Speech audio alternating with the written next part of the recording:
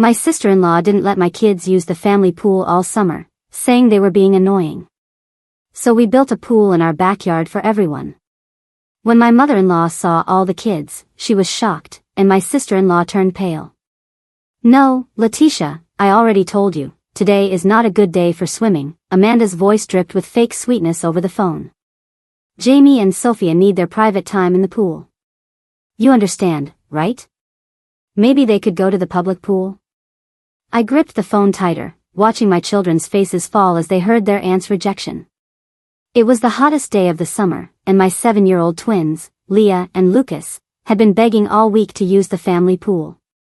"Amanda, it's 35 degrees, I said, trying to stay calm. "The public pool is packed, and the kids haven't been able to swim at your house all summer. They're your nieces and nephews. Well, if you had taught them to be quieter, maybe they could come more often. Jamie and Sophia need peace and quiet. They're training for the youth swim team, you know."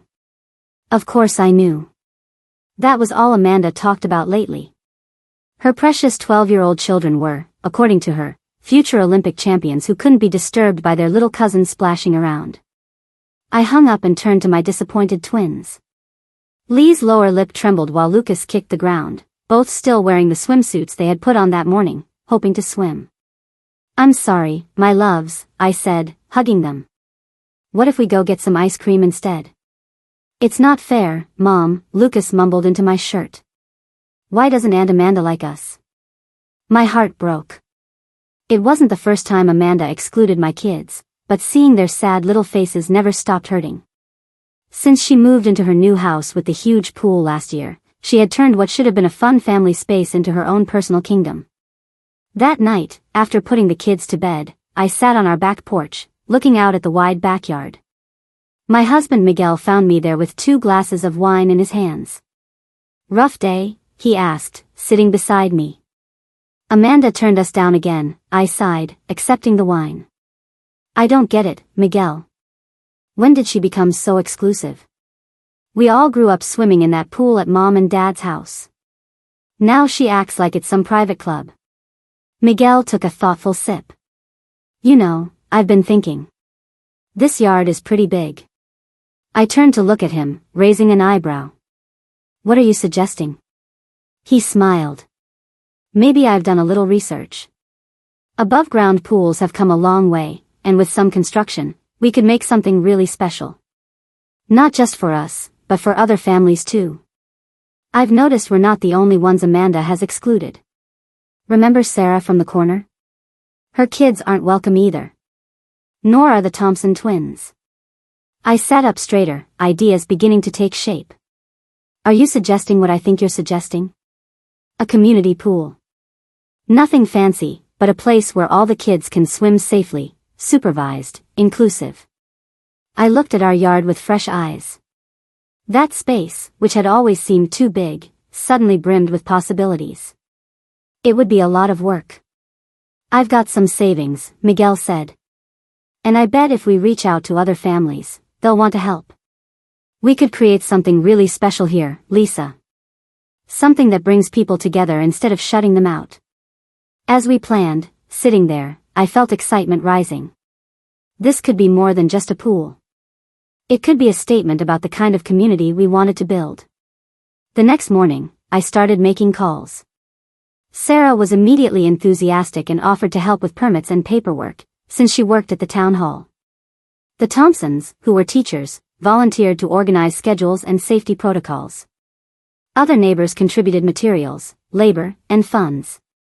Within a few weeks, our backyard's transformation was underway. Miguel led the construction and taught neighbors basic skills as they worked. Our yard became a hub of activity, with people coming by daily to help or just to see the progress. The children were fascinated. Leah and Lucas declared themselves official construction assistants, proudly wearing the helmets Miguel bought them.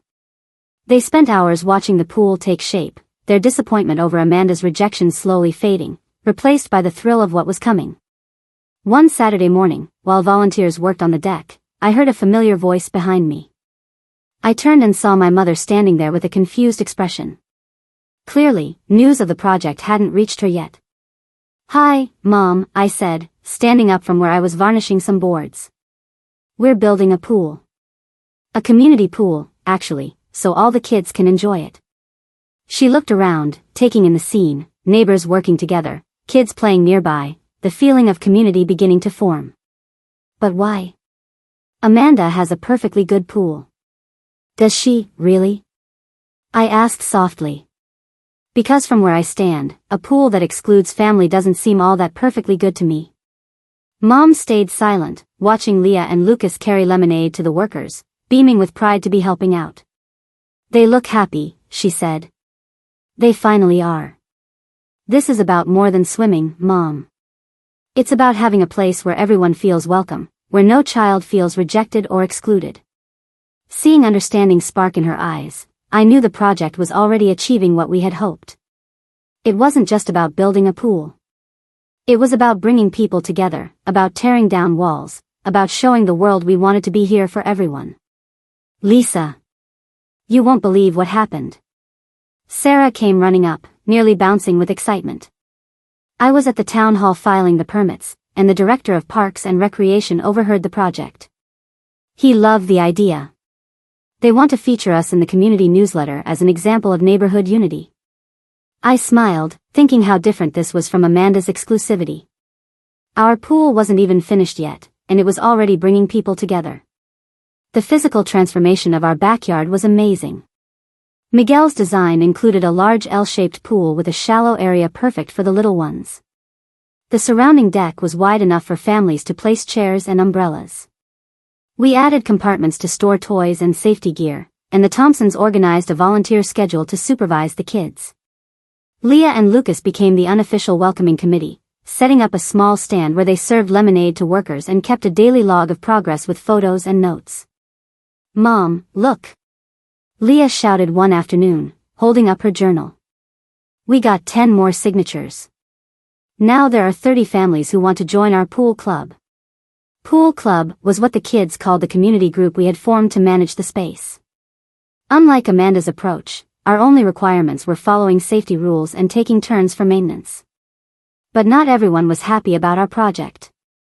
One night, while Miguel and I were going over the final details before filling the pool, we heard the unmistakable sound of Amanda's truck pulling into our driveway. "What exactly do you think you're doing?" she exclaimed, barging into our backyard without an invitation. "Mom told me about this public puddle you're building." Amanda's voice sliced through the air like a knife, interrupting the sounds of tools and laughter. Everyone in the yard, Sarah, the Thompsons, even the small group of kids playing with water guns, turned at the same time. Miguel set down the drill. I slowly stood up from the edge of the pool where I had been arranging some float toys Leah and Lucas had left behind. Amanda stepped out of her truck like she was walking into a courtroom to deliver a verdict. She wore her sunglasses pushed up into her blonde hair like an invisible crown and a white blouse clearly not suited for a place full of dust and fresh cement. "I didn't know we needed your permission to use our own backyard," Miguel said, wiping his hands with a rag. "I'm talking to Lisa, thanks," Amanda snapped, turning toward me with that forced smile that only appeared when she was about to be unpleasant. I said nothing. I waited. I knew that silence irritated her. "Mom told me about this abomination," she spat, pointing at the pool. "A community project? Seriously, Lisa? Now you're trying to be some kind of neighborhood saint?" "You're the one who said my kids were bothering yours," I replied calmly, though my heart was pounding. "I figured we'd all be happier this way, keeping some distance." She scoffed. "You misunderstood everything. I said Jamie and Sophia need focus. They have goals. They can't be listening to screaming all the time. You know what it's like to have normal kids, not prodigies." Out of the corner of my eye, I saw Sarah and the Thompsons exchange glances. Jamie and Sophia were standing behind the fence, watching silently. Amanda hadn't noticed.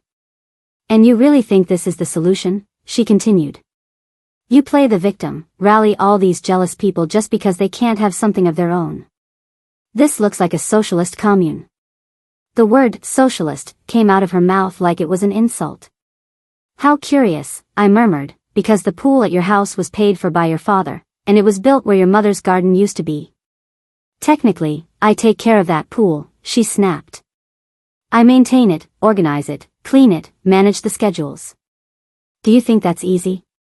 You use it to exclude children, I replied, keeping calm, and now you're upset because we created a place where they're welcome.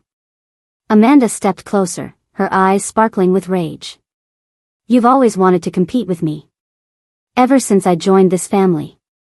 You try to come off as more understanding, more kind, but deep down, you're bitter and jealous. Look at all of this. She spun with her arms open wide. A circus in the backyard. Do you think you're going to teach me a lesson? It's not about you, Amanda. It never was. Of course it is, she exploded. And for a second, her mask fell off. Her voice was far too loud. Some people were pretending to still be working, but everyone was listening. You built this just to challenge me. And you'll see how it ends, disorganized kids, accidents, screaming. And you'll be the one paying for everything when it goes wrong. Then Lee's little voice broke the silence. But my mom says we don't fight with people who yell. We just show them how things are done better. Amanda froze. Leah was standing beside Sarah, holding a glass of lemonade and looking at her aunt with the blunt honesty of a child who doesn't understand sarcasm. I crouched down, adjusted the strap of Lee's swimsuit, and smiled gently. Very well remembered, my love. Sometimes, the best way to prove we're right is to let others speak. Miguel stepped forward, his voice low but firm. Amanda, you're making a fool of yourself. And honestly, that's enough. There's no turning back now. The pool opens next week, with or without your blessing. She looked at him as if he had betrayed her, like Miguel had committed some unforgivable blasphemy. So you're taking her side? The side of your hysterical wife who builds neighborhood parks to pretend she's queen of charity? Silence. Miguel just crossed his arms. I'm on Lisa's side because she's doing what you never could, bringing the family together. A whistle sounded from somewhere. Someone clapped. Amanda turned, red with fury, and seemed to realize for the first time that everyone was watching. Some tried to pretend they were organizing boxes, others didn't even bother. She stepped back, hesitating. Opened her mouth to respond, but nothing came out, just a choked sound, like her pride had gotten stuck in her throat. If you ever want to come for a swim, Amanda, you're welcome, I said at last. Everyone is. Then, with a calm gesture, I went back to arranging the floaties by the edge of the pool. Amanda hesitated for a moment, looking around. Maybe she noticed for the first time that she was alone, that her presence no longer inspired intimidation, but pity. She turned sharply, climbed into her truck, and drove off, accelerating as if speeding away could erase what had just happened. But it didn't. And that afternoon, as the last rays of sun reflected on the water, still unchlorinated in the freshly filled pool, I heard Sarah chuckle softly and say, that was better than any primetime telenovela. The following week was quieter than usual. The calm before the storm. Amanda didn't show up. She didn't send messages in the family group chat. She didn't call. She didn't even post passive-aggressive remarks on Facebook, which, coming from her, was suspicious. But what really alerted me was the sudden change in tone from my mother-in-law. Dear Lisa, she said over the phone, are you sure that pool is safe? I was taping one of the volunteer schedule posters onto the wall of the support shed. Lucas was holding the tape beside me. I raised an eyebrow. Why are you asking, Mom? Well, Amanda mentioned that maybe not everything is up to code, that the children could get hurt. And she heard some neighbors are worried about the noise. She heard who, exactly, is worried? I asked calmly. I don't know, sweetie. I'm just repeating what I hear, of course. I thanked her, hung up, and stood for a moment looking at the yard. Everything was spotless. The safety fence, the depth signs, the children's life vests hung in a row, the first aid kit. The Thompsons had been very strict with the safety protocols. They even bought a referee whistle to supervise swim time. Still, Amanda was already spreading discord. That night, Miguel came home with an expression I knew well. Something had happened. I ran into Mr. Galvin at the store, he said. He brought up the pool. Said he heard we were going to charge admission. Charge? I laughed. Where did that come from? Guess. I leaned against the counter and took a deep breath. Amanda was launching her smear campaign. Predictable, but no less irritating. The next morning, I went to Sarah's house with a cake and a plan. Here comes the counterattack, she joked as she sliced a piece. I prefer to call it damage control. We spent the day putting together a printed version of the community pool guide, schedules, rules, first aid list, volunteer supervisors, emergency contacts. We also included a letter signed by 15 neighbors testifying to their support and involvement in the project. We delivered it to mailboxes with the help of the kids, who were thrilled to be part of a secret mission. That night, while Miguel was finishing up the installation of solar lights along the pool's edge, Leah came running with an envelope bearing the City Hall seal. Mama, this came for you.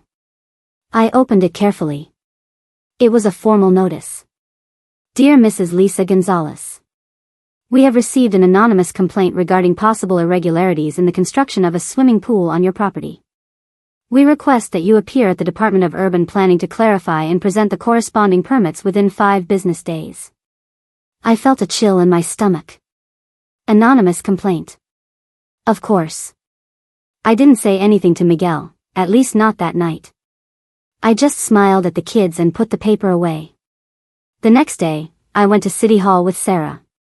I brought every document, project approval, site plans, environmental clearances, even step-by-step photos of the construction. The receptionist, kind but visibly uncomfortable, gave me a sympathetic look. It's not the first complaint we've received from the same source, she said quietly. But it's always anonymous. We recognize the pattern. And now what happens? I asked. Nothing. If everything's in order, and it is. Your project, to be honest, is exemplary. She sighed. Just be careful who feels threatened by that. On our way out, Sarah raised her eyebrows at me. I'll bet you 20 pesos the next one will be before the neighborhood council. Amanda will waste all her breath until she chokes on her own venom, I replied with a smile. But inside, I was already plotting my next move. The atmosphere in the neighborhood was almost festive that Friday. Just 2 days left until the official opening of the community pool, and the neighbors were buzzing with excitement.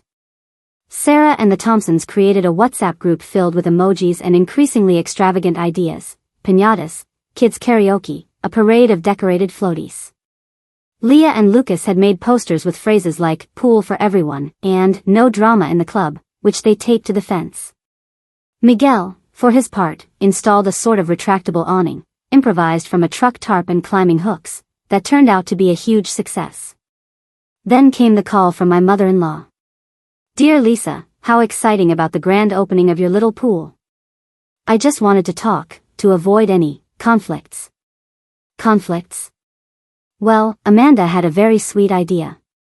We'll be having a little gathering at her pool too, just for the family. This Sunday, like we always used to. Tradition. The word tasted like a trap. Amanda had always hated family gatherings, at least until she inherited the pool. Just family? I repeated carefully. Of course, of course. But if you want to stop by after the neighbors leave. Translation, Amanda was trying to split the crowd, force people to choose between our popular, open pool and hers, where she wouldn't have to share space with noisy neighborhood kids. I took a deep breath. I'm glad she's opening her pool, I replied in a neutral tone. It'll be good for the kids. For some kids, of course, my mother-in-law said before hanging up. In the pool group chat, my suspicions were confirmed. Several moms had received informal invitations to Amanda's event. Some neighbors were confused. Others curious. But everyone knew what it was, a thinly veiled attempt to sabotage our party. This is sick, Sarah commented in the group chat. She just won't stop. We're not going to compete, I typed. We'll just make the choice obvious. And so, we changed plans.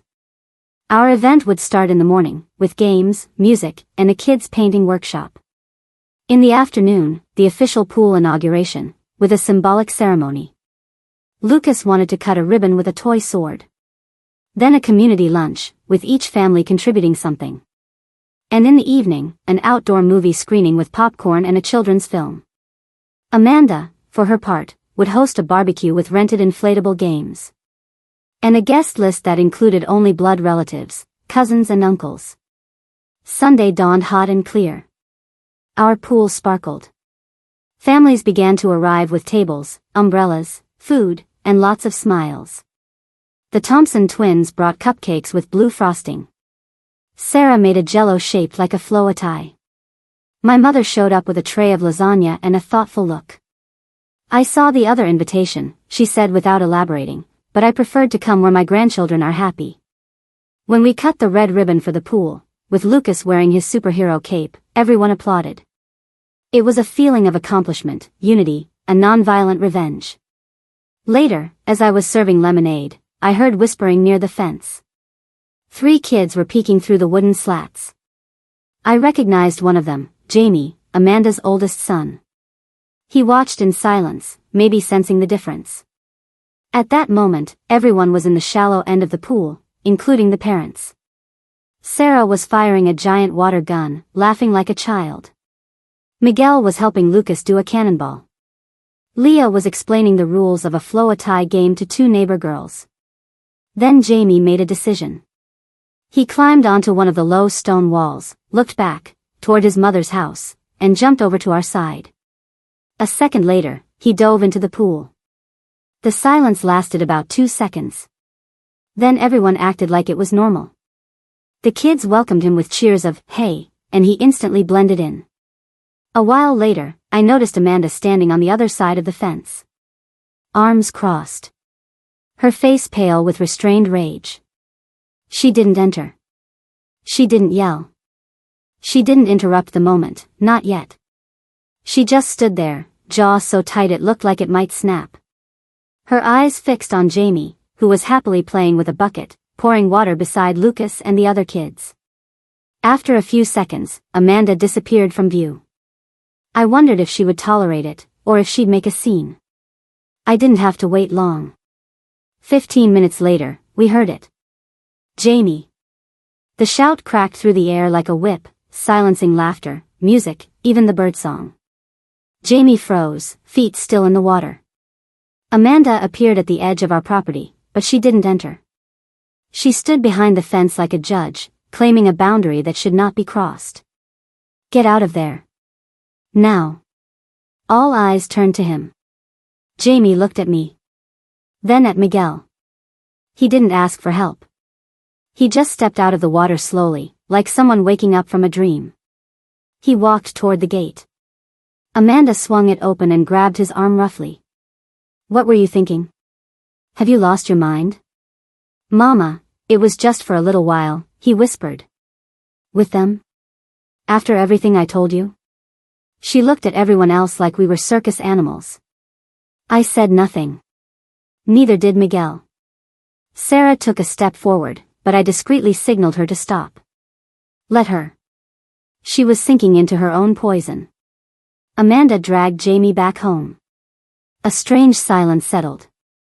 The pool water rippled, as if refusing to stay still.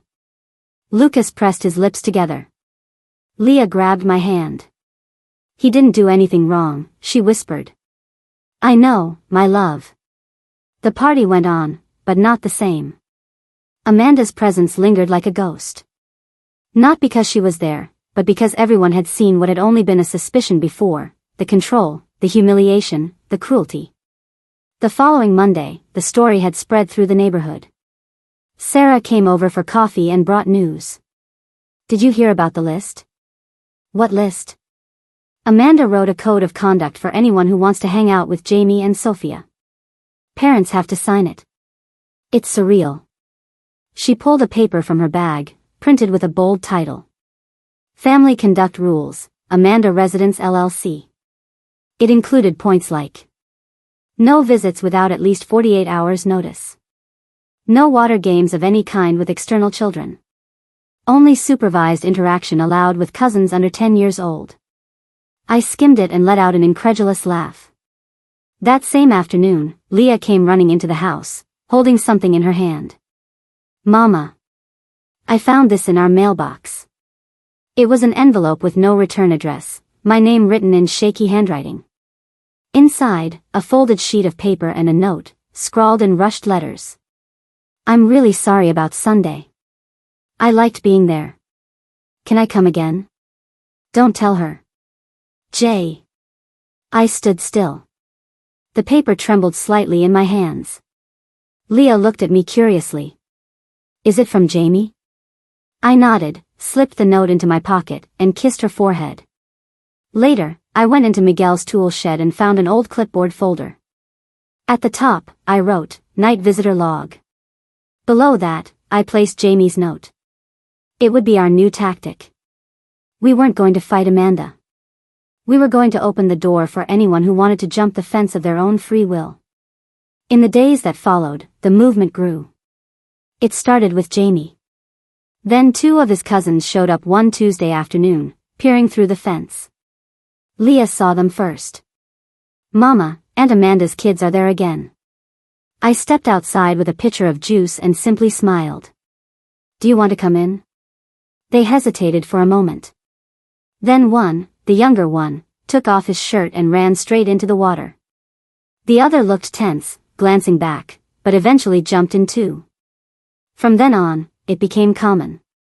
Kids who previously weren't allowed to mix came over to play. Some asked for permission. Others showed up on their own with a backpack and a ridiculous excuse. I came to return Lucas's toy. My mom said I could just watch. Amanda, of course, noticed, and didn't like it.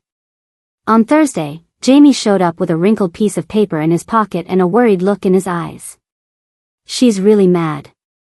She says, she's really going to report you. Report me? For what? She says you're manipulating her. That this is a bad influence. I held my breath for a second, then smiled and handed him a piece of cake. Do you want extra frosting? The next morning, the threat became real. I received an official notice. Amanda had filed a formal complaint with the neighborhood council, accusing me of influencing minors without parental consent, and claiming that the community pool was an informal environment with no institutional oversight, prone to accidents and inappropriate behavior. Miguel read the letter twice in silence. This won't go anywhere, he said, but she wants to wear you down. And she was succeeding. The tone of the complaint was carefully distilled poison, vaguely moral accusations, with phrases like, legitimate concern, and, alternative environment with limited regulation. Nothing direct, but everything implied. I went to City Hall with Sarah and Mr. Galvin, a retired lawyer from the neighborhood who loved community causes. He read the document and let out a stifled laugh. This is a joke. But we must respond formally. She's trying to twist the narrative, I murmured. Exactly. And now you're going to twist it back, even better. We drafted an official response, signed by over 30 neighbors, with photos of the events, safety schedules, and Miguel's testimony as a father and project coordinator. We also included the letter of support from the Municipal Recreation Department, which had expressed interest in the project. What Amanda didn't expect was who came to see me the next morning. I was in the kitchen making sandwiches for the kids when my mother-in-law appeared at the back door. No warning, no flowers, and none of her usual smile. Can we talk? I nodded, drying my hands on a towel. She sat at the table like she was carrying a heavy weight. Amanda is going too far. She already told me about the complaint, almost proudly. But I saw the videos from Sunday. The photos. And Lisa. She gestured broadly around her. This isn't dangerous. It's beautiful. It's what this family has needed for a long time. And why now? I asked. She sighed, looked away, then faced me again. Because last night, I heard Jamie crying in his room. He said he didn't want to go back home. He said that here, he can breathe. Her words hung in the air like bubbles no one wanted to pop. She's putting too much pressure on him, she continued. And I let her. I stayed quiet when I should have spoken. But not anymore. I handed her a cup of tea without saying anything. The silence between us was no longer hostile, it was a truce. Amanda's complaint was officially dismissed on Monday morning. The neighborhood council declared that they had found no evidence of inappropriate conduct and, in fact, commended Mrs. Lisa Gonzalez and all the volunteers for their initiative. The reaction was immediate. The pool's WhatsApp group exploded with memes, emojis, and suggestions to throw a complaint dismissed party. Leah painted a sign that read, "Our pool passed the Amanda test." I almost told her to take it down, but I didn't. That same day, as I walked with Sarah to deliver more registration forms to interested families, we noticed something odd. Amanda's house had all its curtains drawn. Total silence. "Too quiet for a Tuesday," Sarah said. "Quiet and dangerous," I replied. Amanda disappeared for 3 straight days. No car in the driveway. No lights. No sounds. Until Friday night, when Miguel came home with a new gift, a simple security camera system.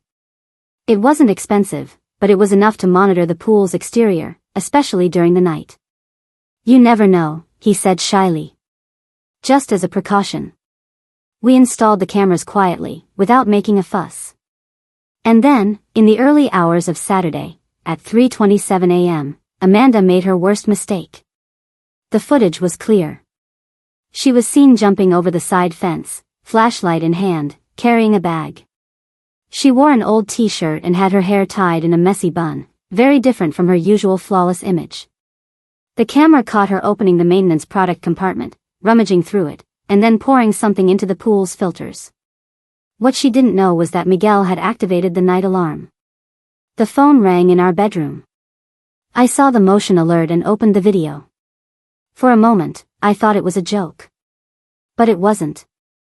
I called Miguel, who was on shift. He confirmed it was real and called the police himself. The patrol making rounds in the area caught her just as she was trying to leave through the back fence. They didn't handcuff her or take her away, but a report was filed. And the next day, the entire neighborhood knew, not from me, but because Jamie posted a clip from the security footage on his private Instagram. No sound, just the image of his mother sneaking in and sabotaging the pool. The caption read, "When your own mom tries to destroy the only place where you feel welcome." The video went viral. First among his schoolmates, then with the neighbors, and finally it reached the neighborhood council, the church group, and, of course, my mother-in-law. Sarah called me at 9 in the morning. "Did you see it? It's everywhere. This is the end." "I didn't upload anything," I said. "I know. And that makes it worse for her. No one can accuse you of anything. She dug her own grave." That afternoon, Amanda showed up in front of my house. She didn't come in. She didn't knock.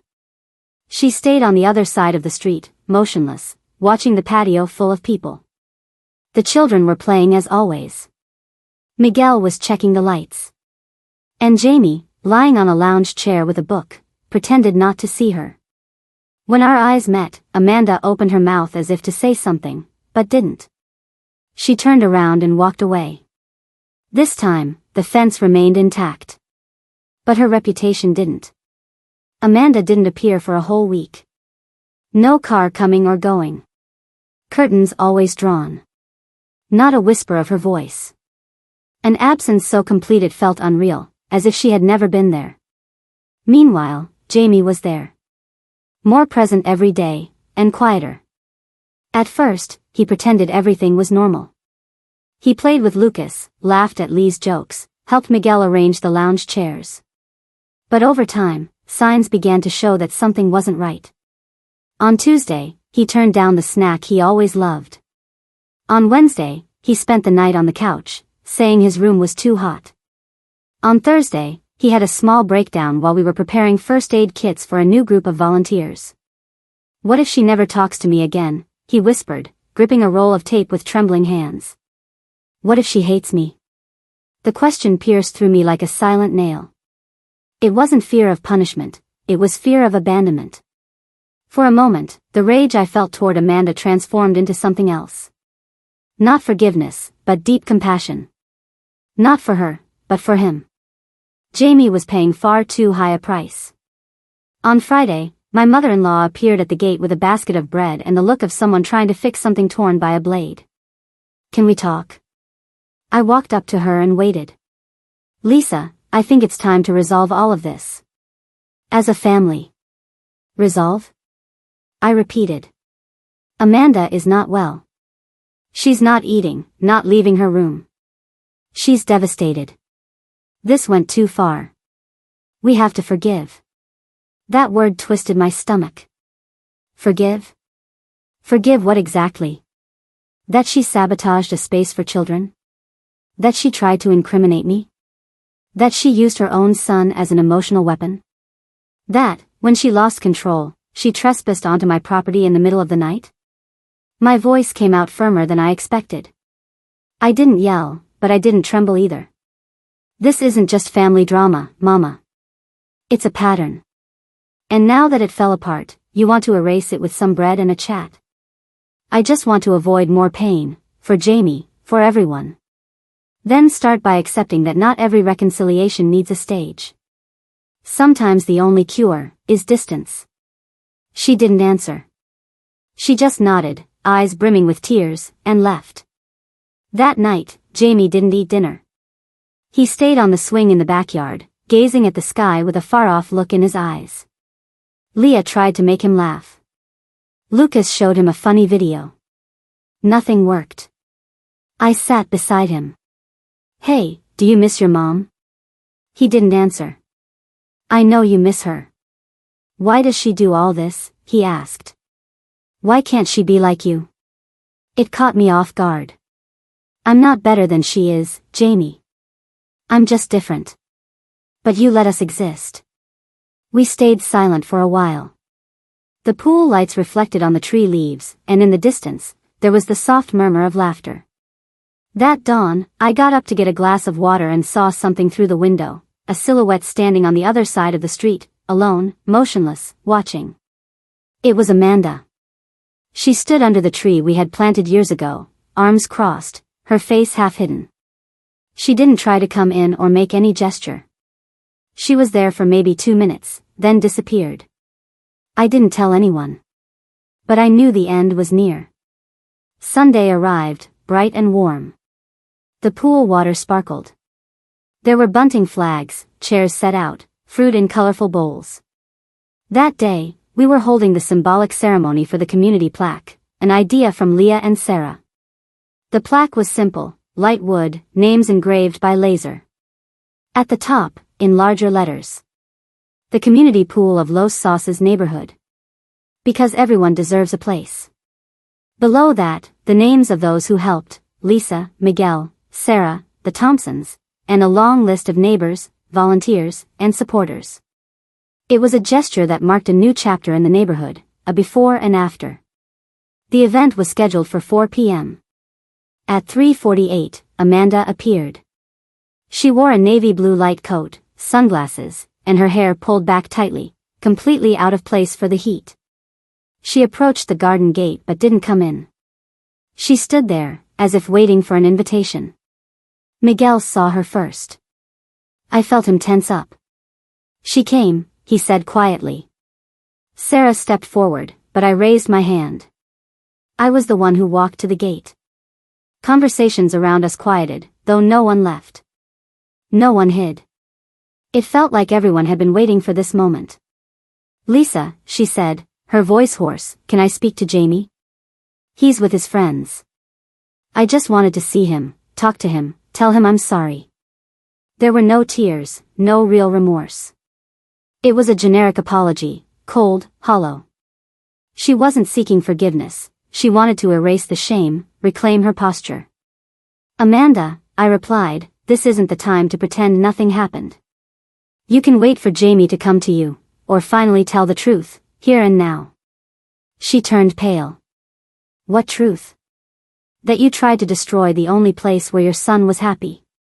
That you exposed us, manipulated us, and threatened us. That you caused all of this. She swallowed hard. It's not that simple. No, I said. It's much simpler. You just don't want to admit it. Her eyes searched for support, but everyone present remained quietly watching. The whole neighborhood, already united, had chosen their side. Then Jamie appeared. He walked slowly, feet still wet, shirt clinging to his body. He stopped beside me and looked at his mother. His eyes held no anger, just exhaustion. Amanda took half a step toward him.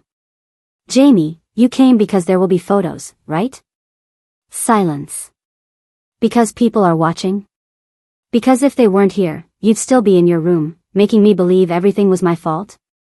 Amanda stammered, but he continued. "I don't want to live with the fear of breathing wrong around you.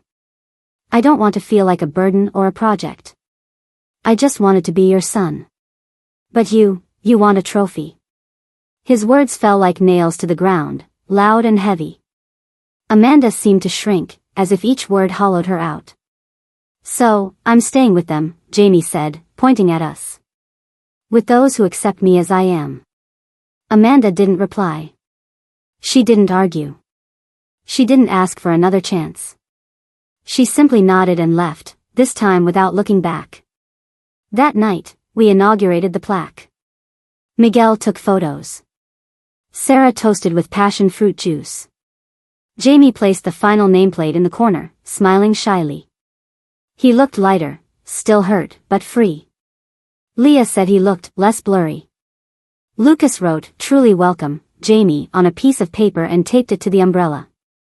And I, standing in the middle of everyone, understood that this story was never just about a pool. It was about invisible fences, and about who chooses to tear them down.